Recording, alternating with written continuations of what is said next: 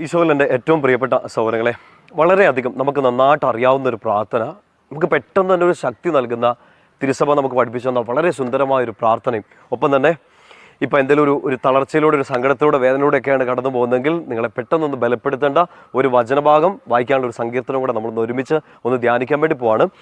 എത്രയോ തവണ നമ്മൾ ചൊല്ലിയിട്ടുള്ള അല്ലേ, വിശുദ്ധ കുർബാനയിലും ജപമാലയിലും ഒക്കെ കരുണക്കൊന്ത ചൊല്ലുമ്പോഴൊക്കെ നമ്മൾ ആരംഭിച്ചത് വിശ്വാസപ്രമാണം ചൊല്ലിക്കൊണ്ടാണ്. സർവശക്തനായ പിതാവും ആകാശത്തിൻ്റെയും ഭൂമിയുടെയും സൃഷ്ടാവുമായ ദൈവത്തിൽ ഞാൻ വിശ്വസിക്കുന്നു എന്നുള്ള ആ വലിയ ശക്തമായ പ്രാർത്ഥന,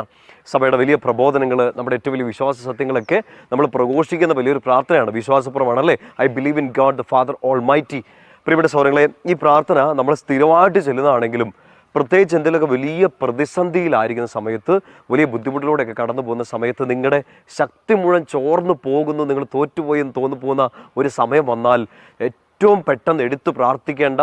പ്രാർത്ഥനകൾ